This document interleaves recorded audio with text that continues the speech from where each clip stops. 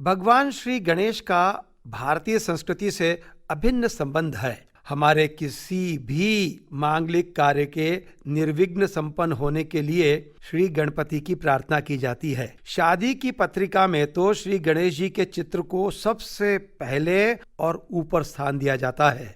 प्रथमेश गजानन का पूजन सदियों से हमारे देश में होता चला आया है। प्राचीन काल में भी हमारे कई राजघरानों ने गणपति मंदिरों की स्थापना की और गणेशोत्सव भी मनाए। छत्रपति शिवाजी महाराज भी गणपति के उपासक थे। राजमाता जीजाबाई ने तो पुणे में कस्बा गणपति की स्थापना की थी।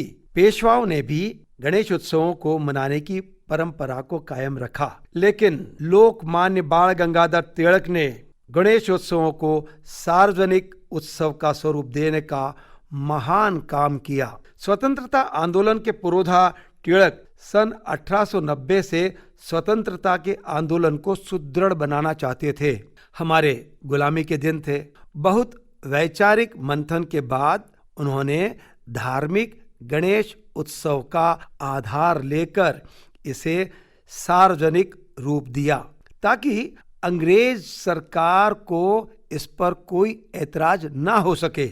इस प्रकार गणेश उत्सव को सार्वजनिक रूप से मनाने की शुरुआत सन 1894 में हुई। एक ऐसा सार्वजनिक उत्सव जिसमें सभी समुदाय के लोगों की भागीदारी हो, जिसमें कर्म कांडों से ज्यादा जोर सांस्कृतिक और सामाजिक आयोजन पर दिया जा सके। उद्देश्य साफ था, विभिन्न तबकों के लोगों को एकजुट करना, छुआछूत को दूर करना, समरसता और सहकारिता के भाव प्रोत्साहित करते हुए स्वतंत्रता आंदोलन में नए प्राण फूंकना।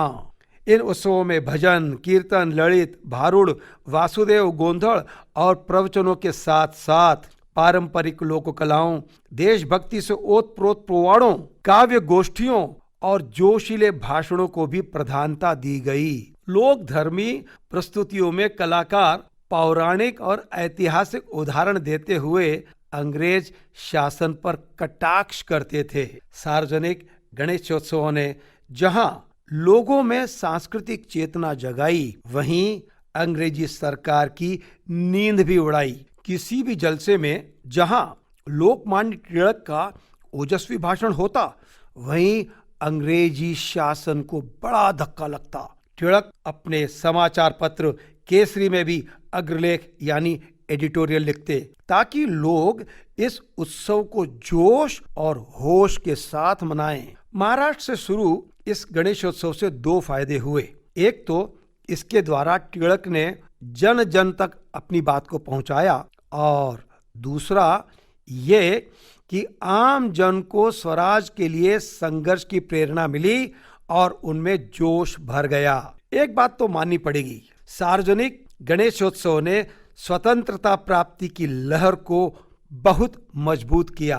अब हम आजादी का अमृत महोत्सव मना चुके हैं। पूरे भारत में जहां जहां भी मराठी लोग पहुंचे, उन्होंने सार्वजनिक गणेशोत्सव मनाना शुरू किया और अब तो इस उत्सव को सभी भारतीय मनाते हैं। विदेशों में भी श्री गणेशोत्सव धूमधाम से मनाया जाता है। यह उत्सव भारत के गांवों, कस्बों और शहरों में 10 दिन तक गणेश चतुर्थी से लेकर अनंत चतुर्दशी तक उत्साह और उमंग से मनाया जाता है। आध्यात्मिक शक्ति से पूर्ण गणपति को यह भी कहा गया है, त्वं ब्रह्मा त्वं विष्णु त्वं रुद्रस्त्वं इंद्रस्त्वं अग्निस्त्वं वायुस्त्वं सूर्यस्त्वं चंद्रमास्त्वं ब्रह्म भूर्भुवस्वरोम। गणेश जी को 64 कलाओं का अधिष्ठाता माना जाता है। सार्वजनिक श्री गणेशोत्सव में संगीत, नृत्य, नाट्य और साहित्य से जुड़े कई सांस्कृतिक कार्यक्रम होते हैं। इस उत्सव के दौरान विभिन्न कलाकारों, संस्कृति कर्मियों और साथ ही कारीगरों और शिल्पकारों को भी रोजगार मिलता है। एक बात और, गणपति एक ऐसे लाडले देव हैं जिन्हें कोई भी कलाकार, डिजाइनर, कारीगर, यहाँ तक कि छोटे बच्चे भी अपने अंदाज में स्वरूप दे सकते हैं और वह स्वरूप भली भांति गणपति के रूप में स्वीकार होता है। उत्सव के दौरान सजावट, ध्वनि और प्रकाश से जुड़े लोगों की पूछ होने लगती है। गणपति की मूर्ति से लेकर पांडाल की सजावट को आकर्षक बनाने में होड़ मच जाती है। पारंपरिक खेलकूद और कला की स्पर्धाएं होती हैं। पूजा अर्चना आरती के साथ गणपति बाप्पा मोरया, पुढच्या वर्षी लवकर या, इसका उद्घोष होता है। इसका अर्थ ये होता है, भगवान गणपति आप प्रथम हैं और इस उत्सव को और भी उत्साह से मनाने के लिए अगले साल जल्दी आना। हमारा देश त्योहारों का देश है। हमारे त्योहार हमें ऊर्जावान और प्रसन्न बनाए रखते हैं और हमें मेहनत से आगे बढ़ने की प्रेरणा देते हैं। महाराष्ट्र में गणपति के विसर्जन की शोभा यात्रा में ढोल, लेजिम और लोक नृत्यों की धूम देखना तो अपने आप में एक रोमांचकारी अनुभव होता है। मेवाड़, उदयपुर की बात करते हैं।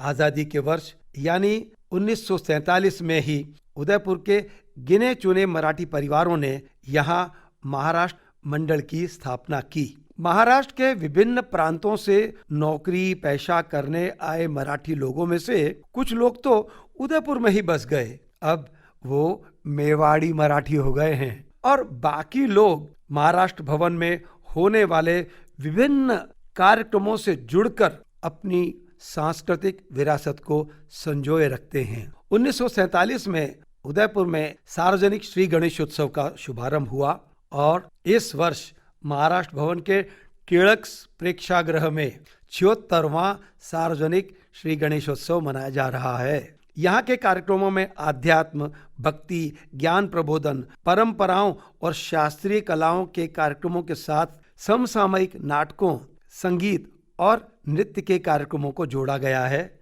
जिससे समाज के हर वर्ग को कुछ न कुछ मिले और सबको उत्सव का भरपूर आनंद मिले। एक और खास बात, पर्यावरण के प्रति उत्तरदायित्व के कारण यहाँ के गणपति की मूर्ति भी माटी की होती है और उत्सव के पश्चात उसका विसर्जन भी टब में किया जाता है। देश में होने वाले सार्वजनिक गणेशोत्सव में शास्त्रीय संगीतज्ञों, लोक कलाकारों और रंग कर्मियों को काफी प्रोत्साहन मिलता है। मैं स्वयं भी एक रंगकर्मी हूँ और मेरे नाटकों की शुरुआत भी गणपति वंदना से ही की जाती है। आपके सामने एक गणपति वंदना प्रस्तुत करता हूँ। नमो नमो हे गजवदन, नमो नमो हे गजवदन, विघ्नहरण गुण गणसदन, बुद्धि विधाता सिद्धि प्रदाता, नाटक का जो पहला श्रोता, आज हमारी नाटक सेवा सफल बना दे विकट देवता। नमो नमो नमो नमो नमो नमो। और मंगल मूर्ति से आप सबके कुशल मंगल की प्रार्थना करता हूँ। मंगल मूर्ति मोरया।